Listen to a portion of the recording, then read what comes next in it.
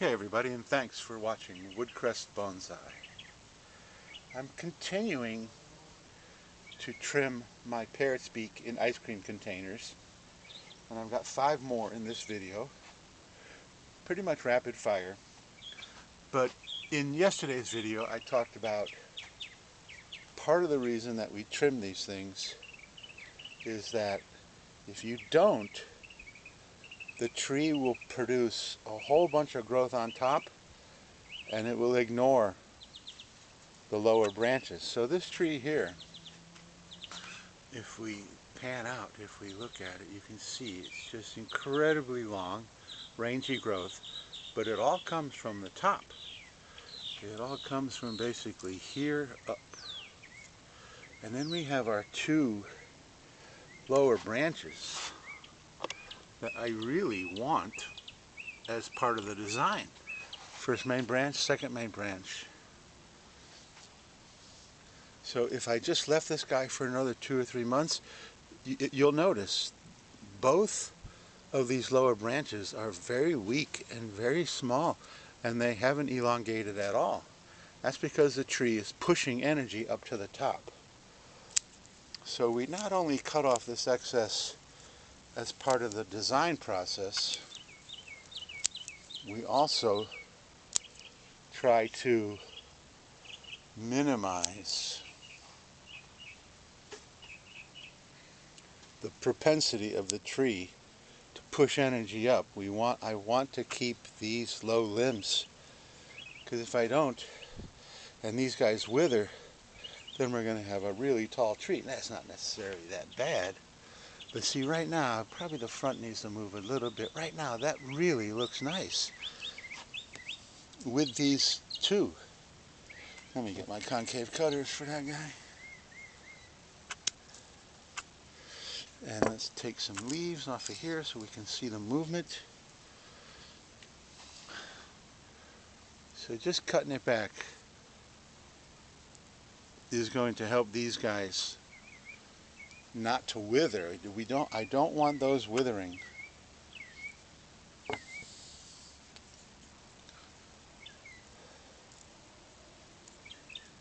So cutbacks on a lot of trees is a combination of horticulture and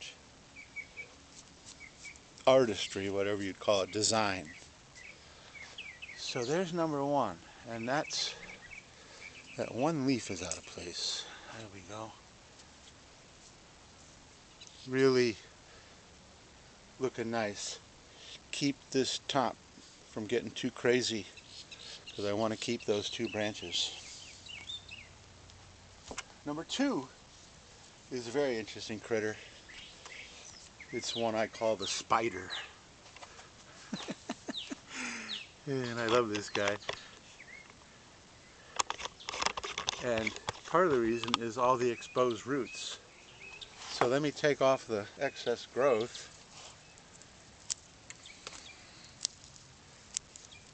And you'll see that this has an incredibly ugly exposed root. But I love it. So this is going to be a much smaller tree, only about this high and pretty wide, with these exposed roots. And like I said, I'm going to call it the spider. And I really need to grow a top. It hasn't grown a top, but we can get there. So this is actually, even though it's probably the ugliest root system of any of them, is one of my favorites of the whole group.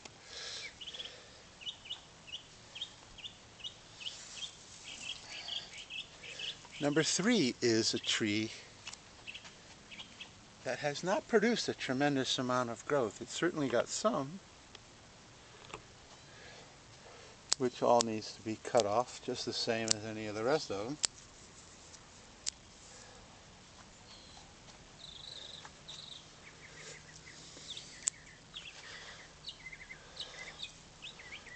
And that could almost be planted more like that to give this. Otherwise, this is just too far over, or a little bit of wire. And it has a scar right in the front, but I don't like this as the front because this is the back. It's got all this back growth. So sometimes the scars in front, I try to keep scars from being in the front, but sometimes they just end up that way anyway. So that will heal over time. In fact, I know it's probably going to be hard to see, but it is healing already. There's some vellum that's already beginning to fill in. So that's also got nice proportions.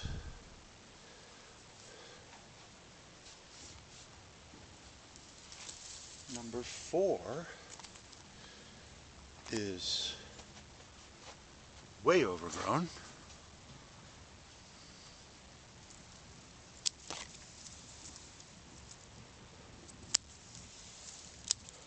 And it's interesting because they're all in the same pot. They're all basically the same age. They've all been trimmed pretty much concurrently, so when I trim the group, I trim them all. And yet some are much more vigorous than others. And this is one of those that has much more vigorous growth. And another interesting thing about the ones that are more vigorous, they dry out faster. I don't know if you can see, but this soil here is pretty much a light brown. Let me get some of the leaves out of there. See how light brown that soil is? Compared to this soil, which is much, much darker, because this is much wetter. So that's an interesting phenomenon, that the trees that are the most vigorous are producing more roots and demanding more water. So that's interesting. And this guy needs some manipulation. But still, first main branch, second main branch. The second main branch is a little bit too heavy, so I'm going to cut it back. And I think I'm going to do the same on branch number 1 too. So there we go.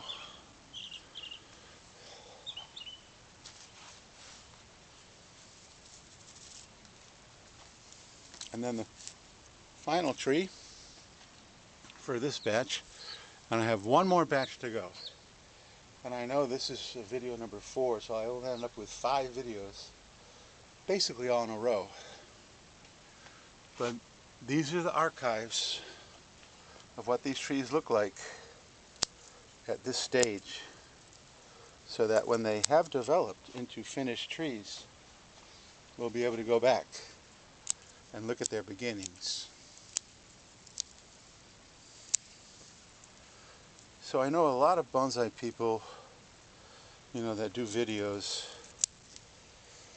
Some of them do instant bonsai, and some of them talk about design, and they have finished trees.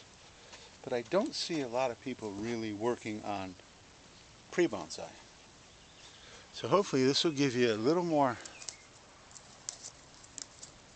appreciation for what goes in to the beginning stages of growing a tree. And I certainly have my own style. I have my own way of doing things. I like the way things move, so I trim and wire to create that effect. So this leader here has grown too long, so I'm going to cut it to there. And that could possibly be the second main branch and create a leader from in here. But once again, these are just, and I did something there, I scarred the trunk. It's got interesting nabari. And so there's 5 more. And I have 5 more to go. And I want to get them all done at the same time. Well, 5 days. If I wasn't taking videos, I would have done this all in one fell swoop. It would have taken me about an hour, and I just would have just chopped them all. Actually, this guy's okay. But other than the spider, I think this one has just real nice gracefulness to it. So there you go, 5 more Parrot Beak archived to show people in 2 or 3 years, including you if you want to subscribe and hit the notification bell. You'll be able to watch these guys develop. Yeah, that's going to be a nice tree. I like the lines. I like the movement. Really need to keep these guys alive. And so there you go. So thank you so much for watching. If you like this video, please give me a thumbs up. The thumbs ups, is that how you, the plural of thumbs up, thumbs ups? Maybe just say likes, eh? Okay. And subscriptions and comments. The algorithm all says, okay, well maybe we should send this guy's content to more people. And I truly appreciate all my subscribers.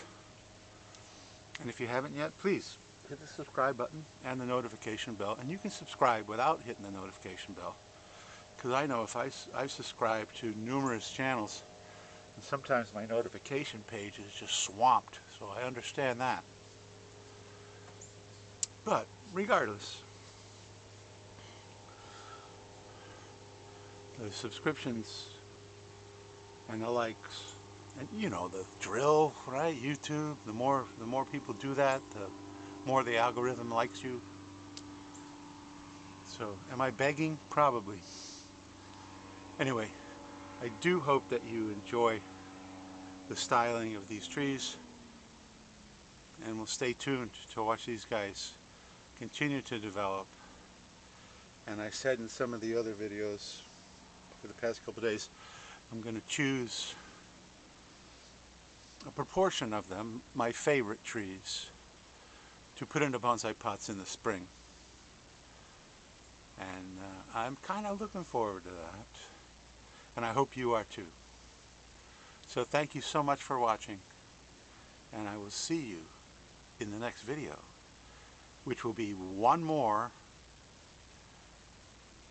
Parrot Beak, and then I promise I'll do something different.